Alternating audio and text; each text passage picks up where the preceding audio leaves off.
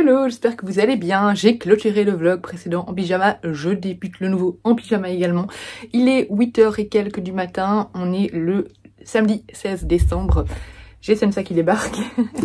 Elle va encore tout faire tomber, chérie. Mon je t'aime, mon je t'aime. Je me suis rendu compte en montant le vlog là ce matin que j'ai dit tout le long du vlog Hôtel Maouf alors que c'est ma fouf.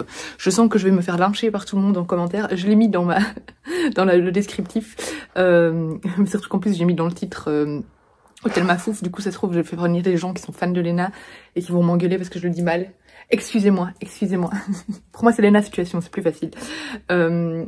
Bref, aujourd'hui du coup, comme je vous ai dit hier, c'est journée dans les termes, du coup j'aurai pas beaucoup de contenu à vous filmer. On a rendez-vous au shopping de Nivelles avec ma belle famille pour y aller tous ensemble avec une même voiture, puisque c'est à Bruxelles, mais on habite tous dans le coin, un peu Nivelles, etc. Donc voilà, autant toutes se retrouver là et y aller tout ensemble.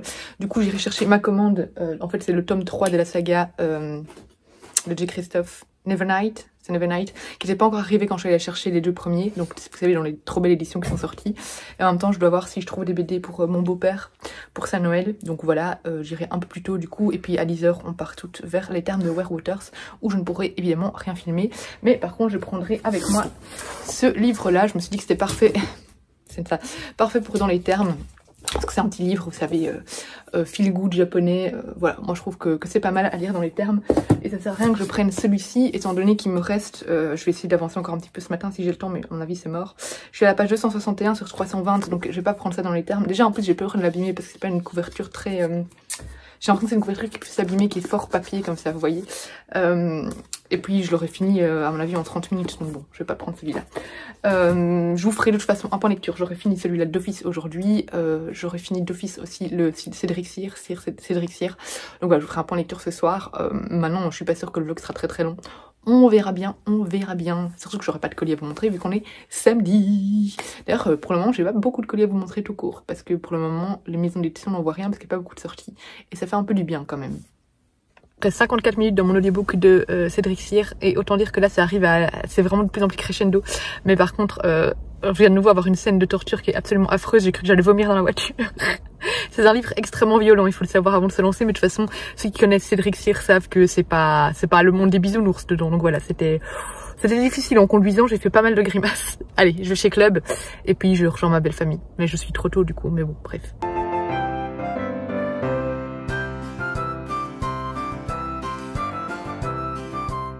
La maison d'édition m'avait contacté pour me l'envoyer, et puis ils m'ont jamais...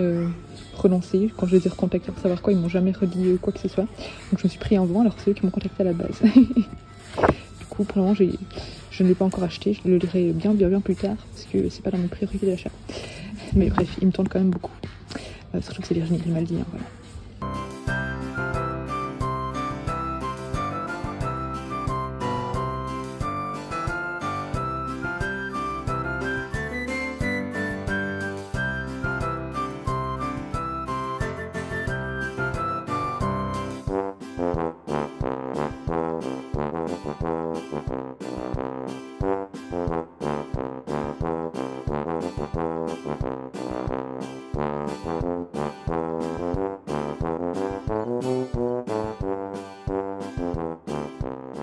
Cadeau pour le beau-père, j'ai récupéré mon tome 3, mais ça y est, je savais pas qu'il était sorti la suite. Et du coup, j'ai craqué pour un livre, je n'étais pas censée craquer pour un livre. J'ai pris Cursed, donc c'est le tome 2 de Gilded de Marissa Meyer. J'ai hésité à le prendre maintenant, mais en fait j'ai super peur de plus l'avoir en format broché, et vu que j'ai en format broché, enfin voilà, j'avais peur de pas l'avoir. Autant Babel, je me dis que je peux attendre parce que c'est un livre assez cher.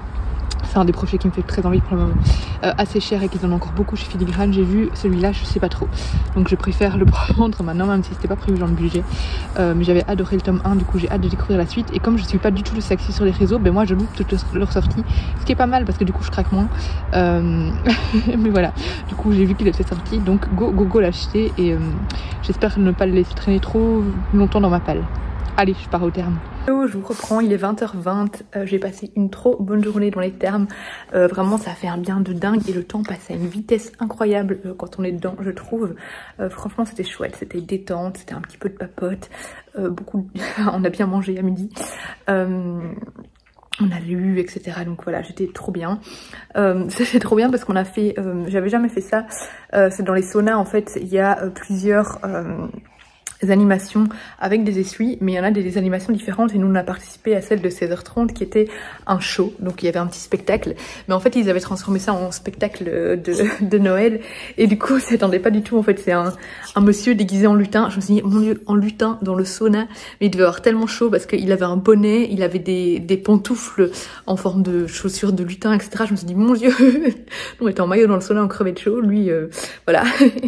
Et du coup il faisait ce spectacle là mais de manière tellement drôle, avec des chansons de Noël où on devait chanter avec et tout ça. La première chanson c'était on le fait ensemble, parabapam pam.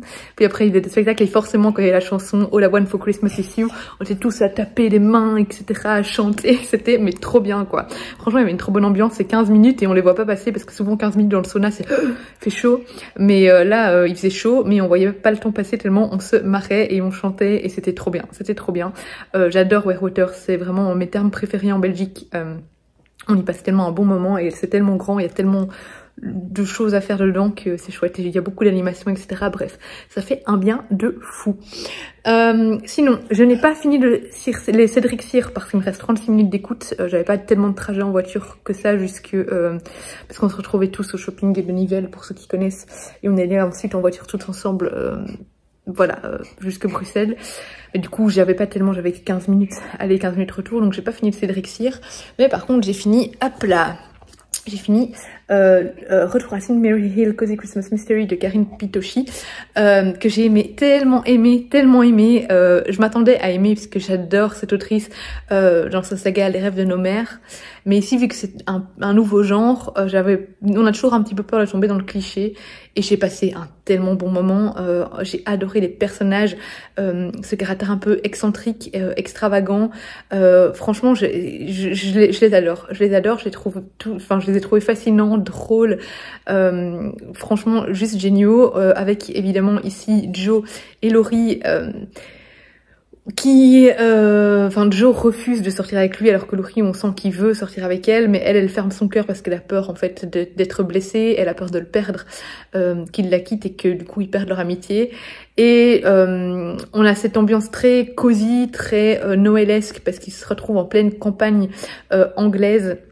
Et donc il fait froid, il y a de la neige, il y a cette petite ambiance campagnarde, petit village où tout le monde se connaît.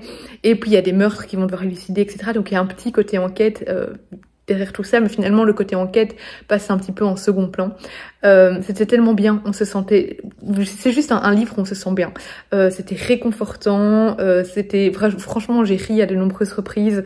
C'était vraiment trop bien. J'ai adoré, je crois que c'est une de mes lectures préférées pour le moment du mois de décembre. Et je suis trop contente parce que quand on arrivait vers la fin, j'étais là, je veux pas quitter ces personnages, j'espère que ce sera une saga et pas juste un one shot. Et il est mis à la fin, à bientôt, fin du tome 1 je crois, c'est mis comment? Ou bientôt pour le tome 2, je ne sais plus. Non, fin du tome 1 à suivre. Et je suis là, oui, trop contente, trop contente. Finalement je l'avais pris dans les termes avec moi pour le finir parce qu'en fait j'avais pas eu le temps ce matin et je voulais vraiment avoir le fin mot de l'histoire. J'avais deviné très facilement l'identité du tueur, mais il y avait un autre truc que j'avais pas deviné. Mais ça se devine très facilement, mais dans les Cozy Mystery, au final, c'est pas le côté enquête où on devine facilement quoi qui est le plus important, c'est vraiment l'ambiance générale et les personnages ici qui sont juste absolument incroyables. Et du coup, j'ai commencé dans les termes, comme je vous avais dit, hop, le restaurant des recettes oubliées. Je suis à la moitié, à peu près, allez, presque à la moitié. Je suis à la page 100 et il fait quoi, 250 pages, je suis presque à la moitié. Et j'adore, c'est toujours aussi savoureux, on passe...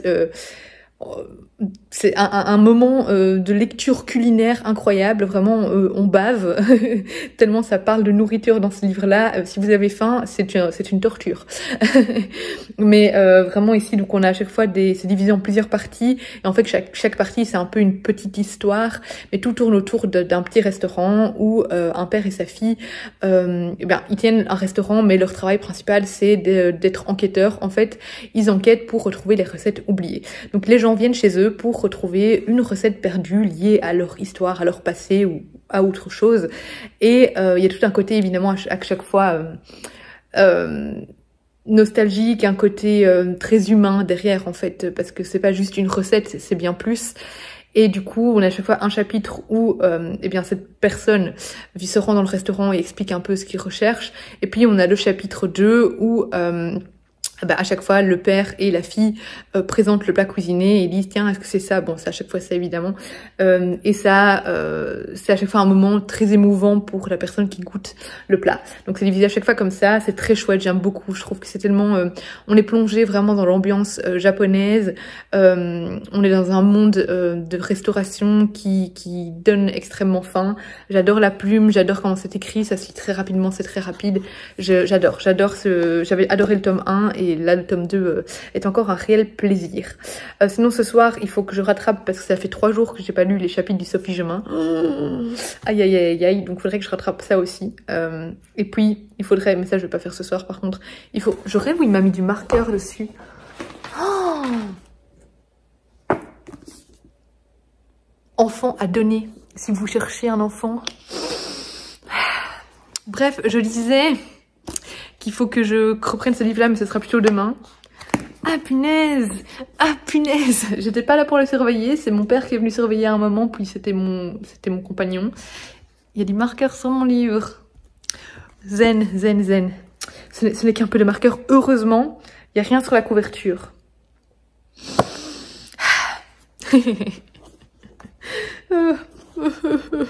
Bref, demain je reprendrai ce livre-là. Ça va, il n'y a rien sur la couverture. Du coup, je vais clôturer ce vlog ici. Demain, ce sera une grosse journée. Je vais aller à Namur, donc à Weird, je vous ai déjà expliqué, hein, au pop-up store de Emily, et puis au marché Noël de Ciné. Donc voilà, je vous prendrai avec moi. J'espère que cette vidéo vous aura plu. Je vous fais des gros bisous et je vous dis à demain pour le prochain Vlogmas.